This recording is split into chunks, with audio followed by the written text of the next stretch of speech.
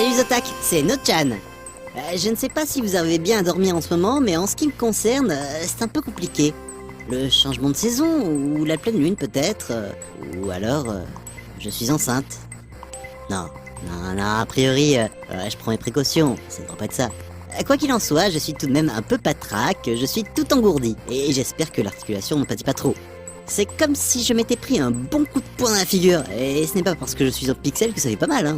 Vous ne connaissez pas le célèbre slogan « Le poids des mots, le choc des pixels » Ça résume un peu toute ma vie en fait. L'illustrateur Aled Lewis a dû s'en inspirer aussi pour sa série d'images Pixel Punch.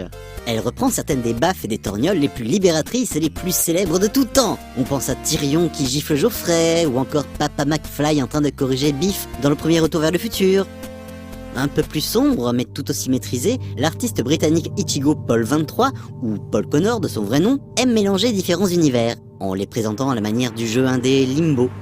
On y trouve du Doctor Who, du Adventure Time, ou même les films de Miyazaki. Et tout de suite, en noir et blanc glauque, Totoro.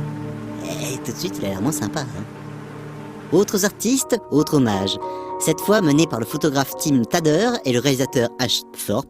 C'est plus d'une vingtaine d'artistes à travers le monde qui se sont regroupés au travers du projet GITS 2501 pour exprimer leur respect à l'œuvre de Shiro Masamune, et tout particulièrement à la scène d'ouverture du film Ghost in the Shell d'Oshii Mamoru, en livrant leur vision personnelle presque 20 ans après de cette scène.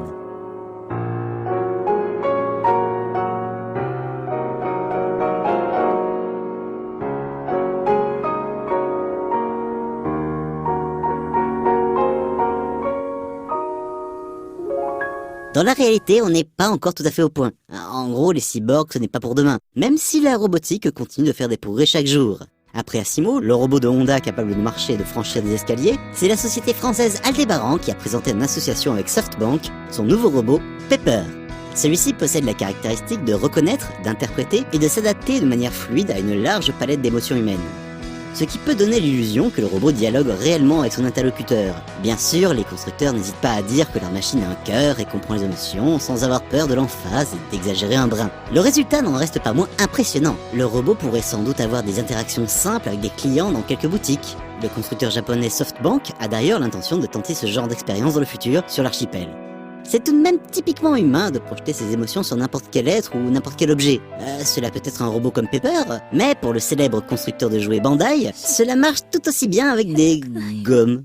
Pour leur prochaine collection de gommes, disponible bientôt dans les fameuses machines à gachapon, ils ont imaginé plusieurs personnages et leur font vivre quelques aventures durant des faux trailers bien amusants, façon comédie sentimentale ou film d'horreur.